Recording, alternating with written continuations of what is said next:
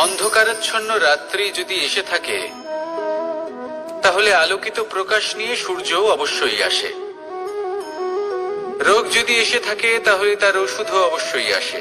সমস্যা যদি আসে তাহলে সেই সমস্যার সমাধানও নিজে থেকেই আমাদের কাছে চলেই আসে।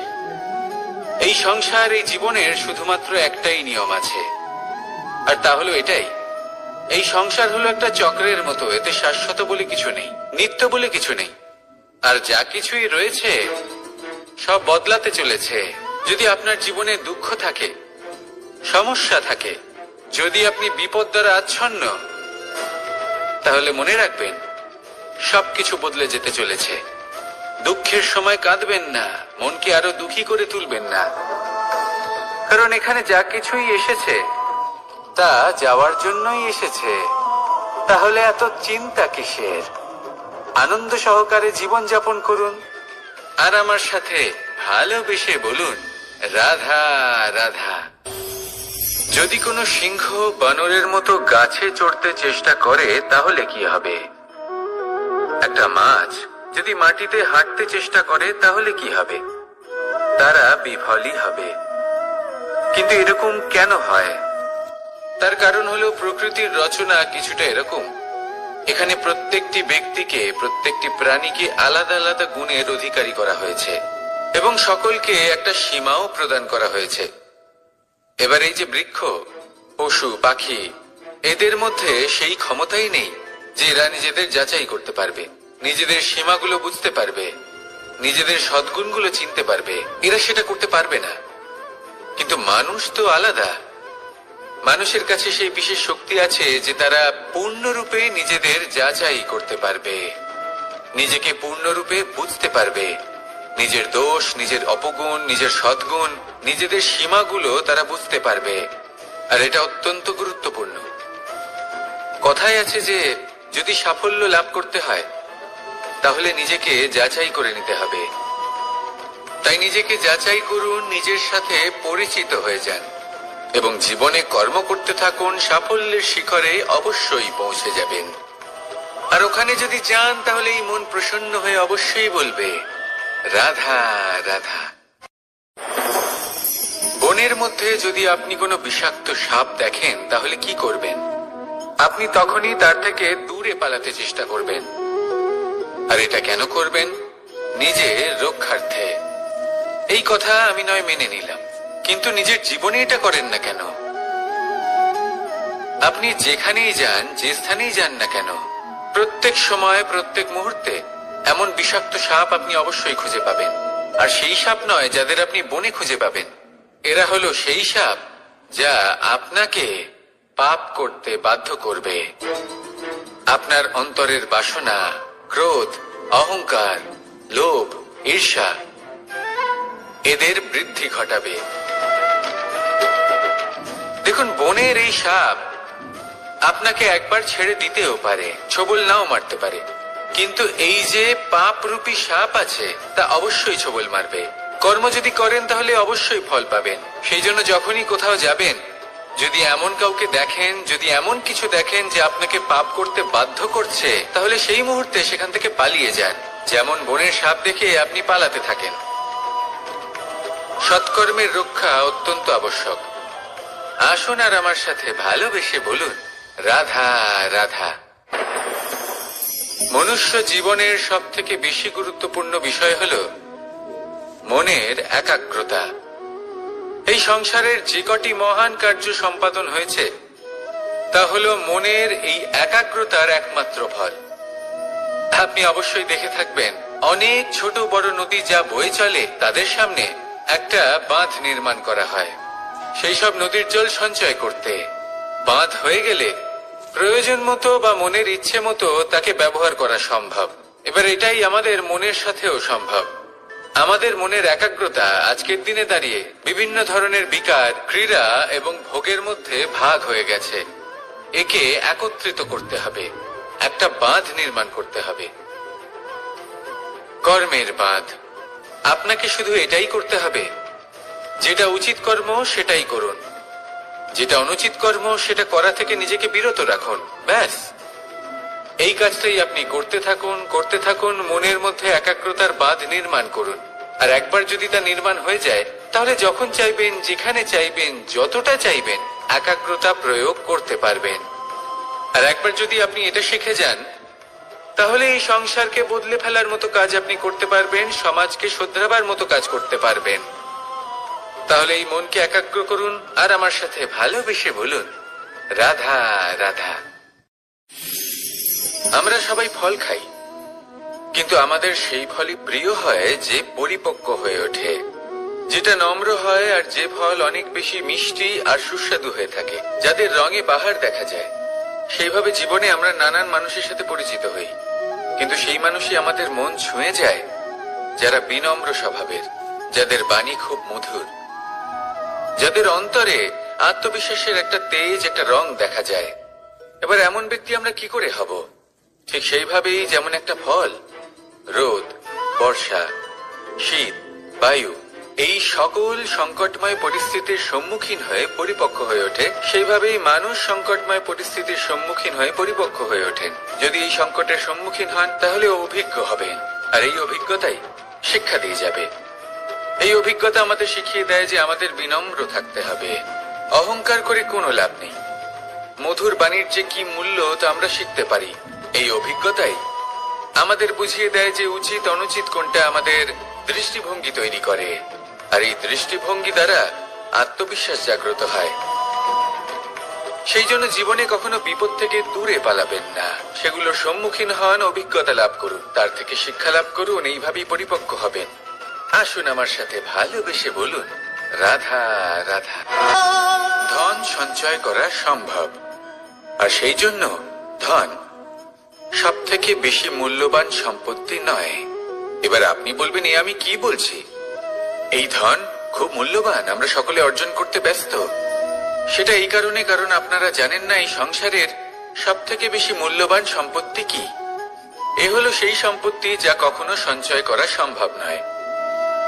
আপনার কাছে যতই ধন থাকুক, তা দিয়ে আপনি স্বাস্থ্য লাভ করতে পারেন, বাড়ি কিনতে পারেন, আদি ইত্যাদি, কিন্তু আপনি যতই ধনী হন না কেন, ফেলে আসা দিনের একটা মুহূর্ত আপনি লাভ করতে পারবেন না। এই একটা মুহূর্ত, এই সময়, এটাই হলো সংসারের সব থেকে মূল্যবান সম্পত্তি। একবার চলে গেলে তা কখনোই ফিরে আসে না। আর এই মুহূর্ত যতই চলে যাক না কেন, আমরা স্মৃতির মাধ্যমে সেগুলি যাপন করতে পারি, তার আনন্দ উপভোগ করতে পারি। আর যার সাথে আমরা সময় অতিবাহিত করেছি, তার স্মৃতিতে আমরা চিরকাল জীবিত থাকতে পারি।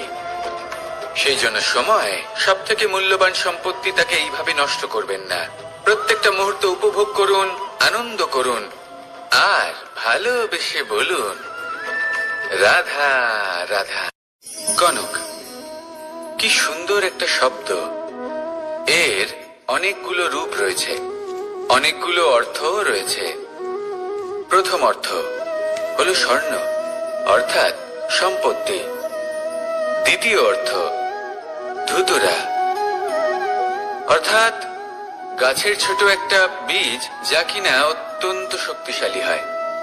যদি বেশি মাত্রায় এর প্রয়োগ করা হয়, তাহলে এটা বিষময় হয়ে উঠতে পারে। এই হলো সেই ধুতুরা যার প্রয়োগ মহাদেবের পুজোতে করা হয়। এবার প্রশ্ন হলো এটাই যে এই স্বর্ণ এবং এই ধুতুরার মধ্যে মিল কি রয়েছে। মিল হলো এটাই যে এই দুটোই মানুষকে মত্ত করে তোলে। ধুতুরা মানুষকে তখন মত্ত করে যখন তাকে সেবন করা হয়, কিন্তু স্বর্ণ, ধন, সম্পত্তি, মানুষ সেটা যতটাই অর্জন করে নেয় সেটাই যথেষ্ট। এই স্বর্ণ মানুষের ভাবনা চিন্তা করার ক্ষমতাকে বশ করে ফেলে। মানুষ সম্পত্তির লোভে মত্ত হয়ে ওঠে, কারণ যে যত চমৎকারী, যতটা অমূল্য হয়, তাকে সামলানো কিন্তু ততটাই কঠিন, তাই না? তাই মনে রাখবেন, ধন, স্বর্ণ, সম্পত্তি এগুলো ধুতুরার থেকেও অনেক বেশি বিষাক্ত হতে পারে। তাই এর ওপর আত্মসংযমের একটা কবচ পরিয়ে রাখবেন। এবং বিবেকের শক্তির সাথে এগুলো প্রয়োগ করুন, তবেই কল্যাণ হবে। আসুন আমার সাথে ভালোবেসে বলুন, রাধা রাধা। মানুষের জীবনে 3টি গুণ অত্যন্ত প্রয়োজনীয়: শ্রদ্ধা, বিনম্রতা, যোগ্যতা। যদি জ্ঞান লাভ করতে চান তাহলে শ্রদ্ধার প্রয়োজন, যদি মান লাভ করতে চান তাহলে স্বভাবে বিনম্র হওয়া প্রয়োজন, আর যদি মনোবাঞ্ছিত স্থান লাভ করতে চান তাহলে যোগ্যতার প্রয়োজন। বিষয়টা সহজ।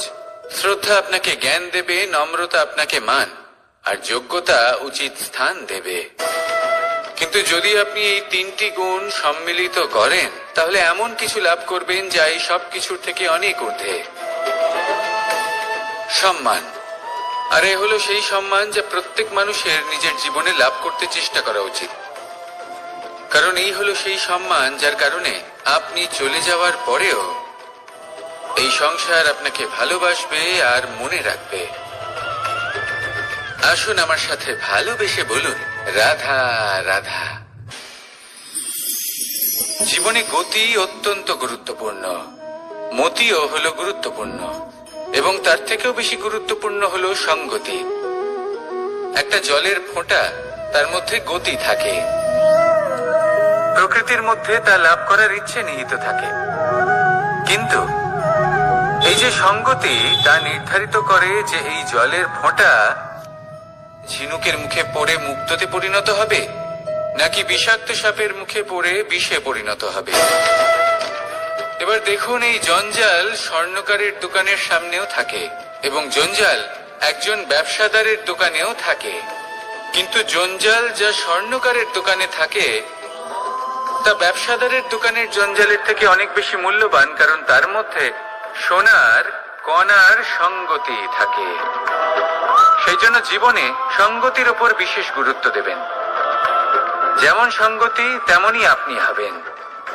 আসুন আমার সাথে ভালোবেসে বলুন, রাধা রাধা। প্রত্যেক প্রাণী ভালোভাবে জীবন যাপন করতে চান, এটা তাদের স্বভাবে আছে এবং ভাবাটা অনুচিত নয়। কিন্তু একটা ভালো জীবনের গুরুত্বপূর্ণ অংশ কোনটা?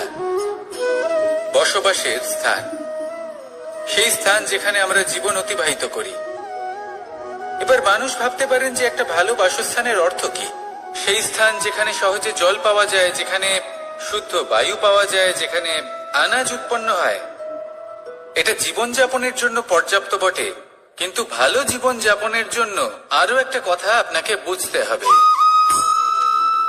সাধু, জ্ঞানী, পণ্ডিত ব্যক্তি, এই সকল মহাপুরুষ, এনাদের যে বাসস্থান তা অত্যন্ত বিশেষ হয়। এখানে এক ধরনের বিশেষ ইতিবাচক শক্তি থাকে, এমন একটা স্থান যেখানে দেবতারাও বিচরণ করেন। জীবন আমরা সবাই যাপন করি, কিন্তু জীবনের উদ্দেশ্য শুধুমাত্র জীবন যাপন করা নয়। জীবনের উদ্দেশ্য হলো মুক্তি লাভ করা। আর এই সকল সাধু, জ্ঞানী, পণ্ডিত ব্যক্তি, এই সকল মহাপুরুষ আপনাকে মুক্তির পথে নিয়ে যেতে পারেন, কারণ এরা হলেন সেই মহাপুরুষ যারা নিজেদের অন্তরের বিকার, অহংকার, ক্রোধ, বিদ্বেষ এই সকল দোষগুলিকে ত্যাগ করেছেন, এদের উপর বিজয় লাভ করেছেন।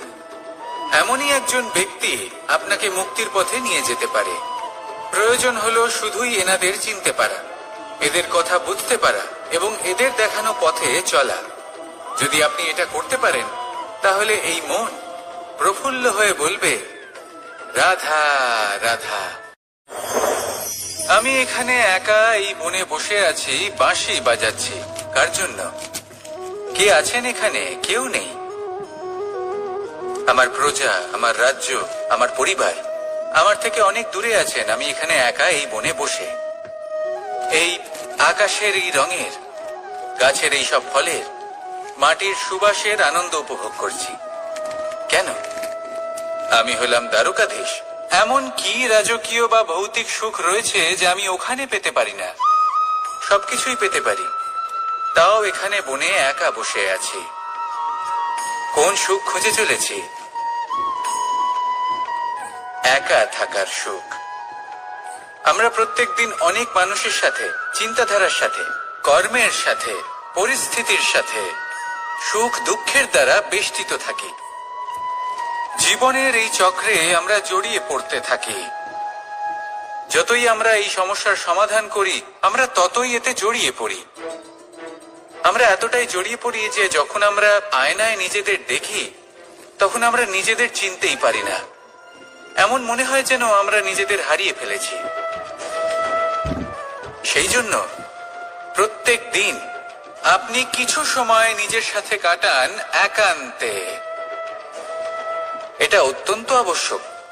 নিজের অস্তিত্বের গভীরে গিয়ে দেখতে শিখুন, নিজেকে বুঝুন। অদ্ভুত শান্তির অনুভূতি হবে। যেমন এই বায়ু, এই বৃক্ষ, এই পুষ্প, এই নিসর্গ, এদের মতো আপনিও কখনো একলা হতে শিখুন। কখনো নিসর্গের একটা অংশ হয়ে দেখুন। এই মন প্রসন্ন হয়ে বলবে, রাধা রাধা। ওমা, এ কি? আমি কখন থেকে এখানে অপেক্ষা করছি, হাত পেতে দাঁড়িয়ে রয়েছি যাতে একটা ফল আমার হাতে এসে পড়ে এবং সেটা আমি খেতে পারি। কখন থেকে অপেক্ষা করছি, কিন্তু সেটা হচ্ছেই না। এবার আপনি বলবেন যে এসব কি বলছি, এ কি অদ্ভুত কথা বলছি। যদি ফল খেতে হয় তাহলে আমাকে বৃক্ষে চড়তে হবে, ফলের কাছে পৌঁছতে হবে, তবেই তো ফল পাবো। এবারে এটা অত্যন্ত সহজ ব্যাপার, কিন্তু এই বিষয়টা আপনি নিজের জীবনের প্রসঙ্গে ভেবে দেখুন। লক্ষ্য কোথায় আছে আপনি জানেন, সেই লক্ষ্যে পৌঁছানোর পথ কি সেটাও আপনি জানেন, সেই পথে চলার ক্ষমতাও আপনার রয়েছে, কিন্তু তাও আপনি নিজের লক্ষ্য লাভ করতে পারছেন না। কেন? কারণ আপনি অপেক্ষা করছেন যে লক্ষ্য আপনার সামনে চলে আসবে, কিন্তু তা হয় না। লক্ষ্য সে যাই হোক না কেন, ধন হোক, প্রেম হোক, কোনো সম্মান হোক বা মোক্ষ হোক, যদি আপনি তার দিকে অগ্রসর না হন তাহলে ফল প্রাপ্তি অসম্ভব ব্যাপার, তা কোনোদিনই হবে না। সেই জন্য আপনার চোখের সামনে আপনি যদি নিজের লক্ষ্যকে দেখতে পান, তাহলে উঠুন এবং সেই দিকে অগ্রসর হতে শুরু করুন। নিজের অন্তরের সকল অশুভ গুণ দূর করুন, অলসতা ত্যাগ করুন, অজ্ঞানতা ত্যাগ করে দিন এবং চলতে থাকুন। অবশ্যই মনোবাঞ্ছিত ফল লাভ করতে পারবেন। মনে রাখবেন, চলতে থাকলে তবেই লক্ষ্য প্রাপ্তি হবে। অপেক্ষার দ্বারা শুধুমাত্র মৃত্যু লাভ হবে। আসুন আমার সাথে ভালোবেসে বলুন, রাধা রাধা। আমি দ্বারকাধীশ এবং আমার সভাতে বিভিন্ন সময় বিভিন্ন ধরনের মানুষ আসেন, নিজেদের দাবি নিয়ে, নিজেদের ইচ্ছে নিয়ে। কখনো কেউ ভোজন চান, আবার কখনো কেউ ওষুধ, কখনো কেউ বস্তু চান, কেউ আবার চান বস্ত্র। কারোর জ্ঞান চাই, কারোর ধন চাই, আবার কারোর বাসস্থান। অনেক সময় আমি এই অনুরোধ, এই ইচ্ছে পূর্ণ করি না। এবার আপনি এটা ভাবতেই পারেন যে কৃষ্ণ তো তাহলে লোভী, ওর কাছে তো সবকিছুই রয়েছে, তারপরেও সে নিজের প্রজার ইচ্ছে পূর্ণ করে না, তাদের সমস্যাগুলি বুঝতে পারে না, তাদের সুখ স্বাচ্ছন্দ্য প্রদান করে না। আসল সত্য হলো এটাই যে কোনো সবল ব্যক্তি, যে কোনো গৃহস্থ ব্যক্তি যে কাজ করতে সক্ষম, তার পরিশ্রম দ্বারাই নিজের প্রয়োজনগুলি এবং ইচ্ছেগুলি পূরণ করা উচিত। এটা অত্যন্ত প্রয়োজনীয়। আর এগুলো তিনি করতে পারেন শিল্প, ব্যবসা, আচরণ অথবা জ্ঞানের ভিত্তিতে। এই পথে চলতে হবে, পরিশ্রম করতে হবে, তবেই সে কিছু অর্জন করতে পারবে। এবার এমন কোন ব্যক্তি যার এই সব কিছুতে কোনো রুচি নেই, যে কিছুই করতে চায় না, সে কিছুই অর্জন করতে পারবে না। এবার এরকম কোন ব্যক্তিকে যদি আমি কোনো বস্তু প্রদান করি, তাহলে কি হবে? সে পরাধীন হয়ে যাবে, আর সেটা উচিত হবে না। তাহলে কি করা উচিত? তাকে পথ দেখানো, তাকে বোঝাতে হবে যে কোন পথে চলে তুমি নিজের লক্ষ্য প্রাপ্ত করতে পারবে। শিল্প, জ্ঞান, আচরণ এবং ব্যবসা, এই পথে কিভাবে চলে সেটা শেখাতে হবে। আর আমি সেটাই করি। তার ফলে কি হয়? ব্যক্তি স্বাধীন হয়ে যায়। সংসারে সে যা চাইবে তাই প্রাপ্ত করতে পারবে, কখনো কারোর থেকে কিছু চাইবার প্রয়োজন পড়বেই না। এই কথাটা সবসময় মনে রাখবেন। যখনই দান করবেন তা ভাবনা চিন্তা করে এমন ভাবে দান করবেন যাতে সামনের ব্যক্তি স্বাধীন হতে পারে, পরাধীন নয়। আসুন আমার সাথে ভালোবেসে বলুন রাধা রাধা করতে শিখুন। পাণ্ডবরা বন থেকে এসেছিলেন। ওনাদের কাছে না কোনো ধন ছিল, না কোনো সম্পদ, না বিদ্যা।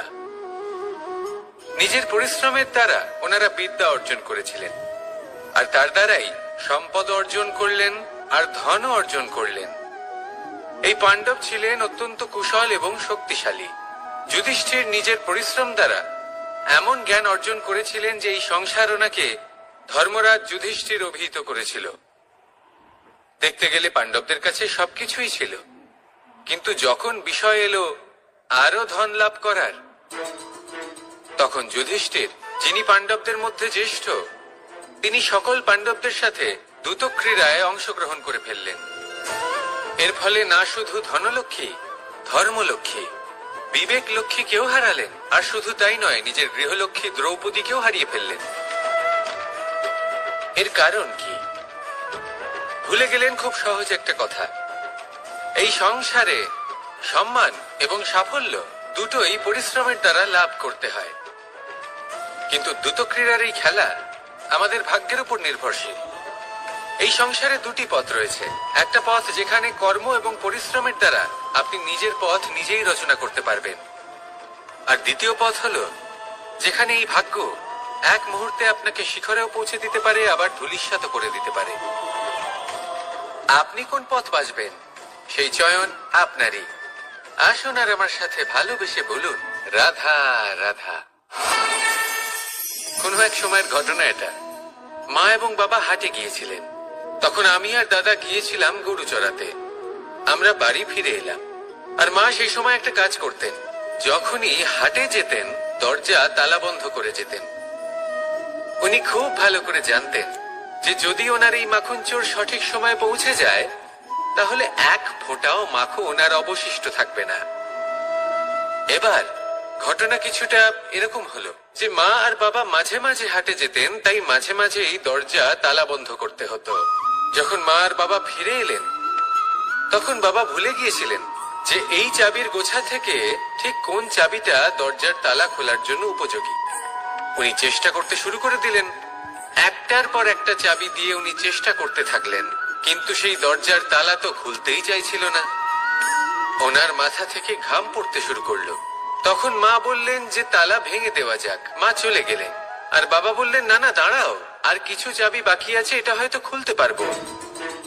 মা হাতুড়ি নিয়ে চলে এলেন সেই তালা ভাঙার জন্য, আর তখনই বাবা শেষ চাবিটা প্রয়োগ করলেন আর দরজার তালা খুলে গেল।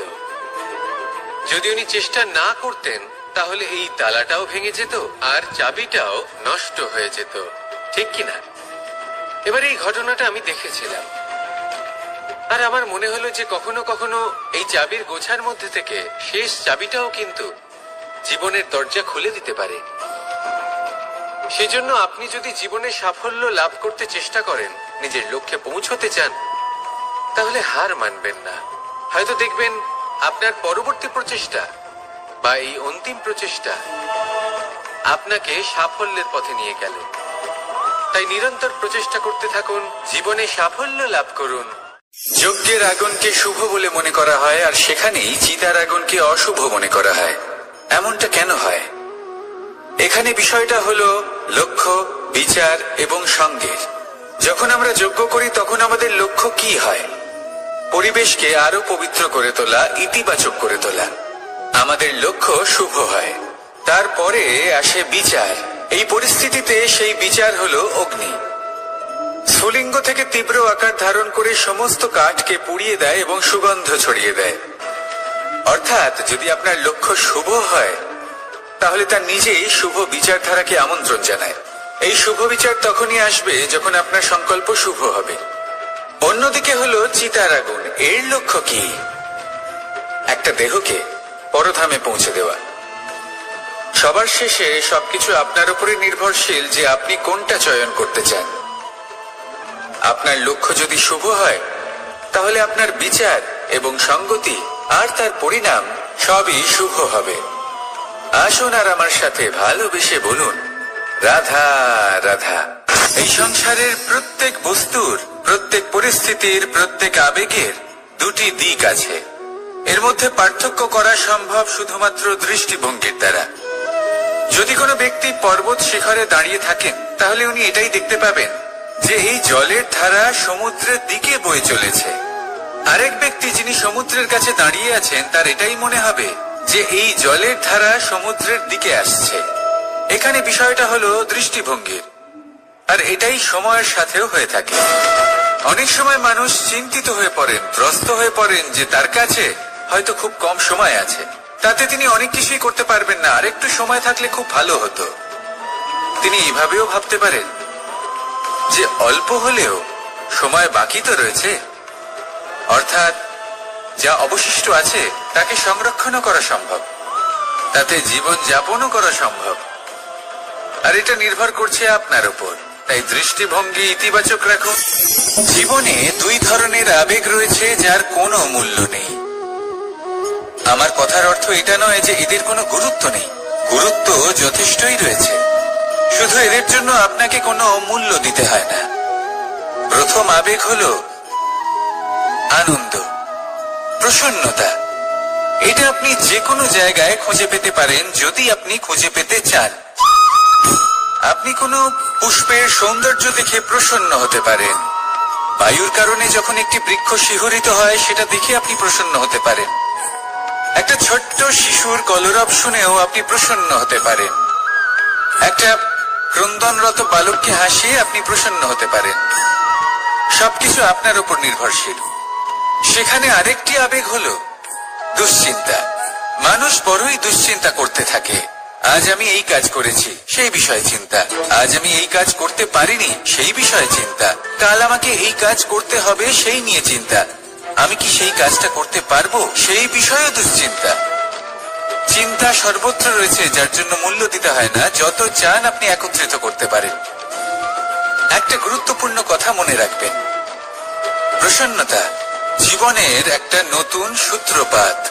সেখানে দুশ্চিন্তা হলো জীবনের চিতার সমান। এবার এই দুটি আবেগ হলো মূল্যহীন, দুটোই আপনার সামনে আছে। কোনটা চয়ন করবেন আপনি, দুশ্চিন্তা নাকি প্রসন্নতা? সিদ্ধান্ত আপনারই। আসুন আর আমার সাথে ভালোবেসে বলুন, রাধা রাধা। ধন, সম্পত্তি, এগুলো আসলে কি? এগুলো শুধু সেই মূল্য যার দ্বারা আমরা কোনো কিছু অর্জন করতে পারি। এবার এই ধনের দ্বারা এই সংসারে অনেক কিছু লাভ করা সম্ভব, কিন্তু সেই সব কিছুই শুধুমাত্র ভৌতিক বস্তুই হবে, ভৌতিক সামগ্রী, ভৌতিক সুবিধা। অর্থাৎ আপনার কাছে যতই ধন থাকুক, তা আপনাকে শান্তির ঘুম এনে দিতে পারবে না, আপনাকে জীবনের বাস্তব সুখের অনুভূতি লাভ করাতে পারবে না, কারণ এগুলো ভৌতিক ধন। এই ভৌতিক বস্তুই অর্জন করাতে সক্ষম।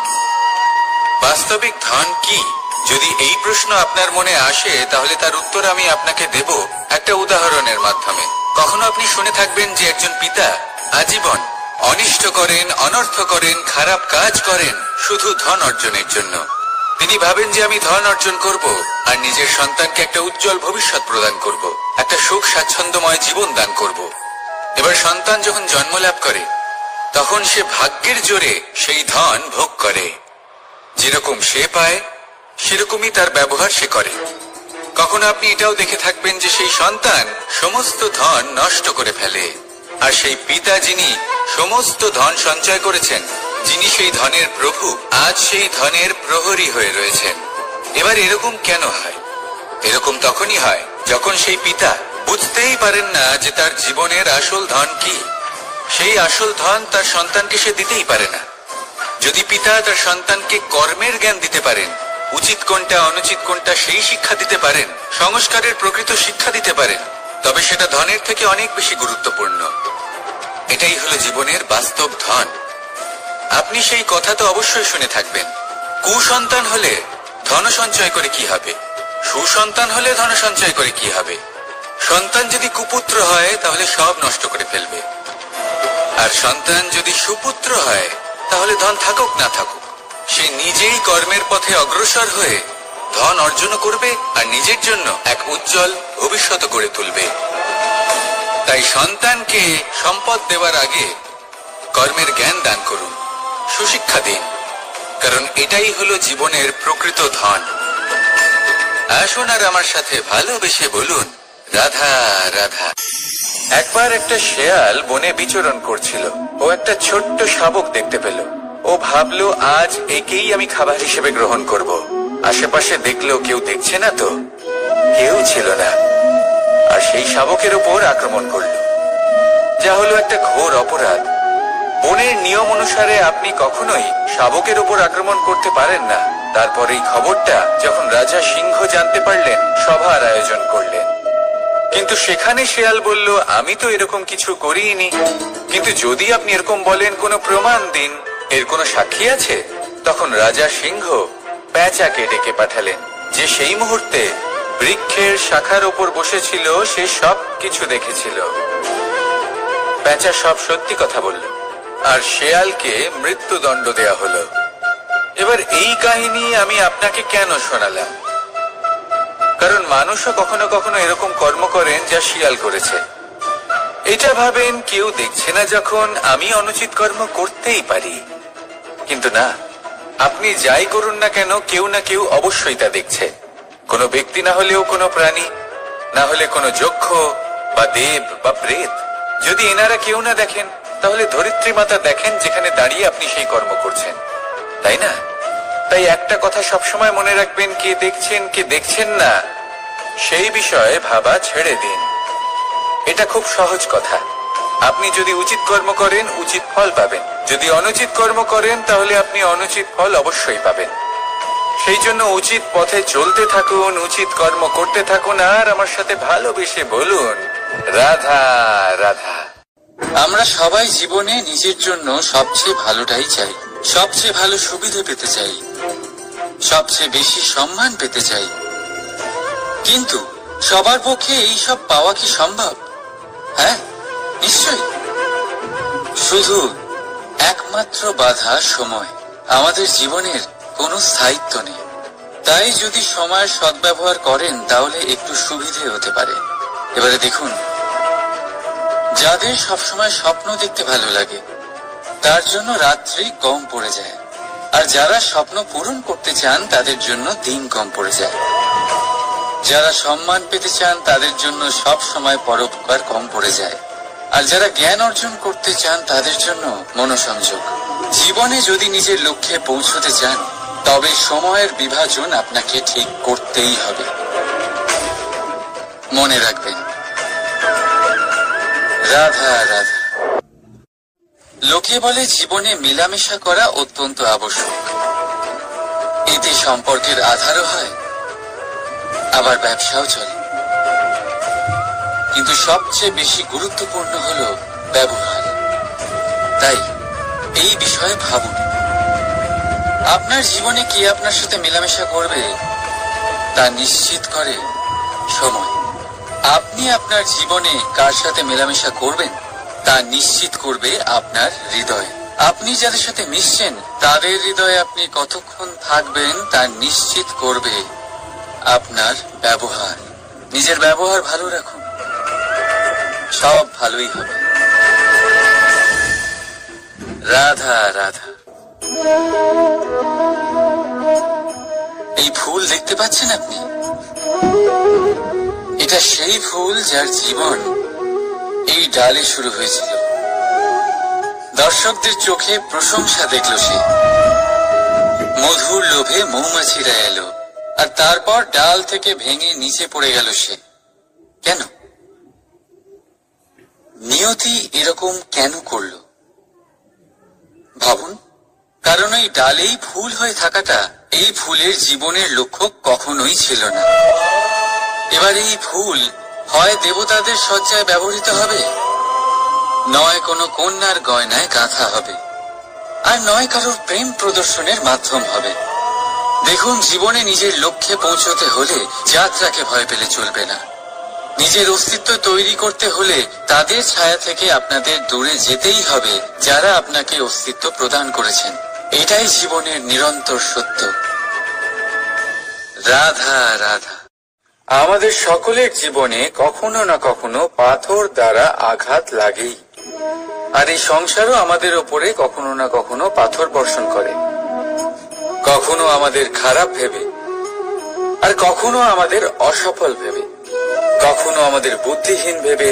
কারণ অনেক আছে, কিন্তু এই পাথর দ্বারা আমরা আঘাত পাবো কি পাবো না তা সম্পূর্ণ আমাদের হাতে। হয় আপনি এই পাথরের আঘাত পেয়ে চোখের জলে ডুবে থাকতে পারেন, আর নয়তো যদি আপনি চান তাহলে এই পাথর দিয়ে সেতু বানিয়ে সকল সমস্যার সাগর অতিক্রম করতে পারেন। সিদ্ধান্ত আপনার। এই পাথর এ হলো প্রতীক আমাদের নিন্দার, আমাদের আলোচনার। যে এই আলোচনা নাকারাত্মক ভাবে দেখবে সে শুধুমাত্র কষ্টই পাবে, আর যে এই আলোচনাকে নিজের বিকাশের আধার বানাবে সেই সাফল্যের চূড়ায় পৌঁছবে। তাই মনে রাখবেন, আলোচনা আপনার শত্রু নয়, আপনার সবচেয়ে বড় মিত্র। রাধা রাধা। মিষ্টি জল সবার পছন্দ, কিন্তু নোনতা জল কেউ পছন্দ করে না। এইবার ভাবার বিষয় হলো মুক্তো, যা সমুদ্রের গহ্বরেই তৈরি হয়। নোনতা জলের মধ্যে থেকেই প্রতি মুহূর্তে অন্য প্রাণীদের থেকে বেঁচে নিজের অস্তিত্বকে বাজি রেখে ঝিনুক মুক্ত প্রদান করে থাকে। কখনো ভেবেছেন কেন? কারণ সংকটের সম্মুখীন না হয়ে, চরম পরিস্থিতির সাথে না জড়িয়ে আপনার কখনোই সুখ প্রাপ্তি হবে না। তাই নির্ভীক হয়ে সংকটের সম্মুখীন হন, আর আমার সাথে ভালোবেসে বলুন, রাধা রাধা। আমরা সকলেই সময়ের গুরুত্ব বুঝি। সময় আমাদের তৈরি করে, আর সময়ই আমাদের নষ্ট করে দেয়। কখনো ভালো সময় আসে, আর কখনো ভীষণ খারাপ সময় আসে। তবে আশ্চর্যের বিষয় এটাই যে সব জেনেও আমরা সময় নষ্ট করি। মনে রাখবেন, সময় শুধু বয়ে যায়, কখনো ফিরে আসে না। তাই ভালো সময় আসার অপেক্ষায় সময় নষ্ট করবেন না। যাই করবেন আজ, এক্ষুনি, এই মুহূর্তে শুরু করুন। তা সেটা কাউকে আনন্দ দেওয়াই হোক, বা নিজেকে বদলানোর চেষ্টা করা হোক, যাই হোক না কেন, বিলম্ব করবেন না। কারণ সময় শুধুমাত্র তাকেই সঙ্গ দেয় যে সর্বদা সময়কে সম্মান করে। রাধা রাধা। কথায় আছে সবকিছু সীমা থাকে, মুশকিলের, কষ্টের, সংকটের, অন্ধকারের। যার কোনো সীমা নেই তা হলো কেবলমাত্র কঠোর পরিশ্রমের। আপনি নিশ্চয়ই দেখেছেন, রাত্রি যতই অন্ধকারময় হোক, তারারা পরিশ্রম করে তার সাথে লড়তে থাকে, আর অবশেষে সকাল হয়েই যায়। ঝড়ে পাখিদের বাসা ছিন্ন বিচ্ছিন্ন হয়ে যায়, কিন্তু পাখিরা নিজের পরিশ্রম দ্বারা তা আবার বানিয়ে নেয়। কারণ যা সীমিত তাকে অসীমের কাছে হারতে হয়, আর পরিশ্রম অসীম। রাধা রাধা। প্রবাহিত নদী কত সুন্দর হয়, বলিষ্ঠ হয়। যেদিক দিয়ে বয়ে যায় সেখানে এক নতুন জীবন প্রদান করে, ধরণীকে উর্বর করে, আকাল দূরে রাখে। আর হয়তো এই জন্যই নদীকে মায়ের মতো পুজো করা হয়। কিন্তু আপনি কি কখনো ভেবে দেখেছেন যে নদীর জন্ম কি করে হয়? এ কি শুরু থেকেই এমন বিশাল আর খরস্রোতা হয়? না, বৃষ্টির ছোট ছোট ফোঁটা একসাথে সম্মিলিত হয়ে এক সূক্ষ্ম ধারা তৈরি করে, আর সেই ধারাগুলি পর্বতের বরফ কেটে তাদেরকে গলিয়ে জলপ্রপাত হয়ে ঝরে পড়ে পাথরের সাথে ধাক্কা খেয়ে তারপরেই সে নদী হয়ে ওঠে। ঠিক সেইভাবেই এত সহজে কেউ মহান হয়ে ওঠে না। ছোট ছোট চেষ্টা মিলে এক বিশাল ব্যক্তিত্ব তৈরি করে। তাই জীবনে সর্বদাই চেষ্টা করতে থাকুন। অস্তিত্ব নিজে থেকেই প্রকাশ পাবে। রাধা রাধা। কখনো কখনো আমরা নিজের মা বাবার ওপর কতটা রেগে যাই, মনে করি ওনাদের মন আমাদের দিকেই নেই। আমরা ভাবি ওনাদের কাছে আমাদের কোনো অস্তিত্বই নেই, আর তাই আমরা রেগে যাই। কিন্তু আপনি কি কখনো এমন অনুভব